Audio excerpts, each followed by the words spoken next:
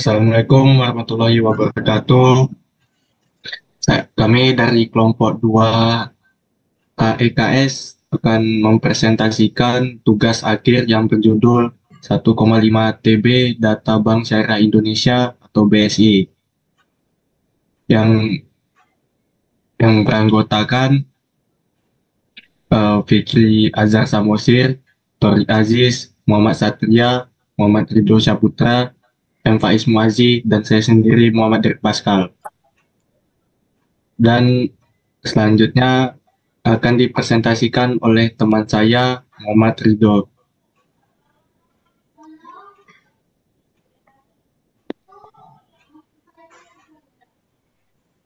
Berdasarkan liputan 6, 1,5 TB data BSI dicuri ransomware Lockbit. Pakar keamanan Siber Alphonse Tanjuya membenarkan bahwa sistem Bank Syariah Indonesia atau BSI terkena serangan Lockbit, yaitu salah satu kelompok ransomware paling produktif. Ia menegaskan kalau kelompok ransomware ini berhasil mencuri dan mengenkripsi 1,5 TB data BSI.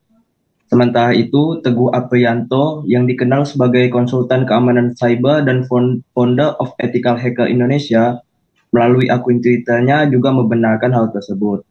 Total data yang dicuri 1,5 TB, diantaranya 15 juta data pengguna nasabah dan password untuk akses internal dan layanan yang mereka gunakan.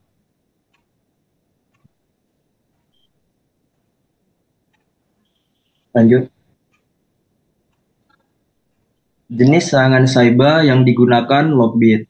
Jenis serangan cyber yang digunakan Lockbit terhadap BSI adalah ransomware. Ransomware adalah jenis malware yang mengenkripsi data korban dan meminta uang tebusan untuk membuka kuncinya. Dalam kasus serangan terhadap BSI, Lockbit diduga memanfaatkan kerentanan keamanan pada sistem BSI untuk masuk ke sistem tersebut. Selanjutnya, materi selanjutnya akan dipresentasikan oleh teman saya, Toy.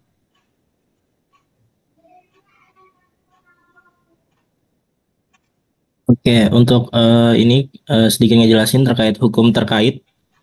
Yang pertama, dari perbuatan yang dilarang adalah dengan pasal 27 ayat 4 terkait tanpa hak atau sengaja mendistribusikan atau mentransmisikan dokumen elektronik yang memiliki penguatan pemerasan atau pengancaman.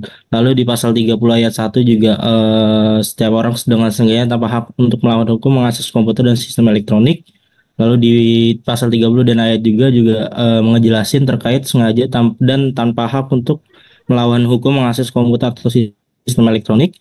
Dan di pasal 30 ayat 3 juga ngejelasin terkait sengaja dan tanpa hak atau melawan hukum mengakses komputer atau sistem elektronik tanpa cara apapun dengan melanggar dan menerobos.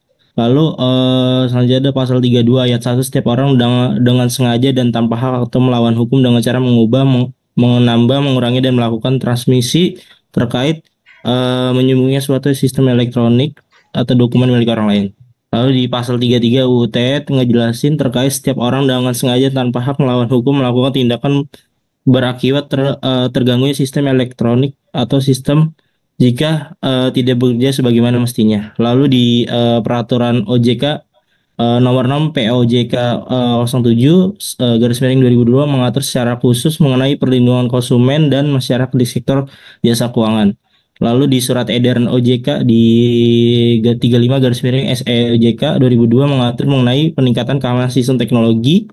Lalu juga di regulasi OJK nomor 71 POJK 01 2016 mengatur secara rinci tentang standar keamanan data pribadi yang ditetapkan oleh lembaga jasa keuangan. Lalu dari SE nomor 22 diterbitkan oleh Bank Indonesia menurut tujuan untuk meningkatkan perlindungan data nasabah di sektor jasa keuangan Indonesia. Next.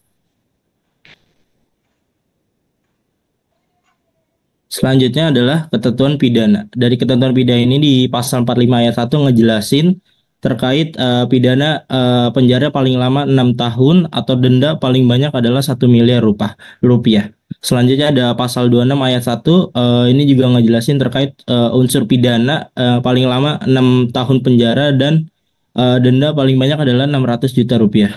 Lalu di pasal 26 ayat 2 juga menjelaskan terkait unsur pidana yang dimaksud adalah pasal 30 ayat 2 terkait unsur pidana penjara paling lama 7 tahun dan denda paling banyak adalah 700 juta rupiah. Selanjutnya adalah pasal 36 ayat 3 yang menjelaskan adalah unsur pasal 30 ayat 3 dengan pidana hukuman penjara paling lama adalah 8 tahun dan denda paling banyak adalah 800 juta. Selanjutnya juga menjelaskan pasal 48 ayat 1 menjelaskan unsur pidana pasal 32 ayat 1 terkait penjara paling lama adalah 8 tahun dan denda paling banyak adalah 2 miliar rupiah. Selanjutnya UU ITE juga menjelaskan terkait pasal 33 dengan pidana penjara paling lama adalah 10 tahun dan denda paling banyak adalah 10 miliar rupiah. Oke, di selanjutnya akan dilanjutkan oleh Saudara Fikri. Dipersilakan. Oke, jadi data privasi yang dilanggar adalah merupakan yang pertama adalah PII dari nasabah dan data karyawan meliputi nama, nomor, telepon, alamat. Yang kedua adalah informasi keuangan berupa saldo rekening, nomor rekening, nomor kartu, riwayat transaksi, kata sandi layanan internal dan eksternal bank. Selanjutnya kekayaan intelektual yang meliputi informasi pekerjaan, dokumen keuangan, dokumen hukum, informasi tentang strategi perusahaan, dan data internal sensitif lainnya. Yang selanjutnya ada data login dan keamanan yang meliputi yaitu username, password, dan data autentikasi lainnya. Yang terakhir adalah komunikasi internal, meliputi email dan komunikasi internal antara staf dan manajemen. Next. Jadi cara penanganan dan penyelesaiannya adalah jadi untuk menghindari dari serangan yang dilakukan Lockbit terhadap BSI, khususnya dari serangan ransomware, yang pertama melakukan patching terhadap software dan hardware secara berkala. Dan selanjutnya melakukan perlindungan firewall dan melakukan kebijakan seperti memisahkan DMZ dengan intranet.